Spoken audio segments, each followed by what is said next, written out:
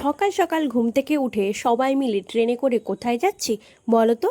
যাচ্ছি কলকাতা। কারণ সামনেই তো পুজো, আর এই প্রথমবারের জন্য আমরা সবাই পুজোর শপিং করতে যাচ্ছি কলকাতায়। সঙ্গে ছিল মা, মাসি, বোনেরা, ভাই, মামা। আর এই যে আন্ডার ওয়াটার মেট্রো, যেখানে আমার মা প্রথম চেপেছিল, মায়ের খুব ভালো লেগেছিল। আর তারপরে কলকাতার রাস্তায় হাঁটতে হাঁটতে পাশে পেয়ে গেছিলাম এই গরম গরম ডালের বড়া। এটা কে কে খেয়েছো অবশ্যই কিন্তু কমেন্ট করে জানিও। খেতে কিন্তু খুব ভালো লাগে। আর এই বিল্ডিংটা দেখেছো কত উঁচু? এটা আশা করি কাউকে আর বলতে হবে না, এটা হচ্ছে নর্থ ইস্টের সব থেকে বড় বিল্ডিং, দা 42। এখানে কিন্তু 42টা তালা রয়েছে। আর এই যে এই একটা জুতো দোকান, এটা আশা করি পশ্চিমবঙ্গের মানুষের কাছে একদমই কাছের।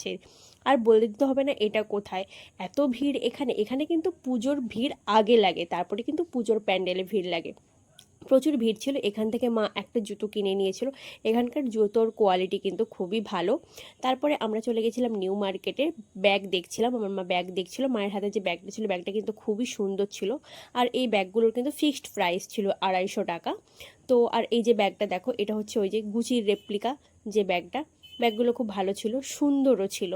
তো কিন্তু আমাদের নেওয়া হয়নি, যেহেতু আমাদের একটু তাড়াহুড়ো ছিল। তারপরে অনেক হাঁটাহাঁটি, মানে আজকে আমরা প্রায় হেঁটেছি 10-12 কিলোমিটার কি তারও বেশি। চলে গেছিলাম নিউ মার্কেটের এই পিৎজা হাটের আউটলেটটাতে।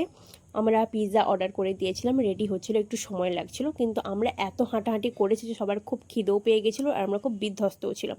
সবাই খুবই ক্লান্ত ছিলাম, অপেক্ষা করছিলাম কখন আমাদের পিৎজা আসবে, তাকিয়ে বসেছিলাম আর কি। তারপরে কিছুক্ষণ বাদে আমাদের পিৎজা এলো। আমরা দুটো রকমের পিৎজা অর্ডার করেছিলাম। আমার যদিও এই পিৎজাটা খেতে খুব ভালো লেগেছিলো, পরেরটাও ভালো ছিল, কিন্তু তার থেকে প্রথমটা আমার বেশি ভালো লেগেছিলো। আর পিৎজার সাথে আমরা নিয়েছিলাম কোল্ড ড্রিঙ্কস, স্টিক, ওটা ওই কম্বোর মধ্যেই ছিল আর কি। তারপরে আমরা ভালোভাবেই খেয়েছিলাম। খাওয়া দাওয়া করে আমাদের বাড়ি ফিরতে হতো, কারণ অনেকটা দূর আমাদের আসতে হতো। আর বাড়ির জন্য আমরা পিৎজা নিয়ে নিয়েছিলাম। আমাদের বাড়ি আসতে কিন্তু অনেক দেরি হয়ে গেছিলো, কারণ যেটা হয় আর কি, ট্রেন সবসময়ই লেট থাকে। 1.5 ঘন্টার রাস্তা যেটা 3 ঘন্টারও বেশি লাগিয়ে দিয়েছিল।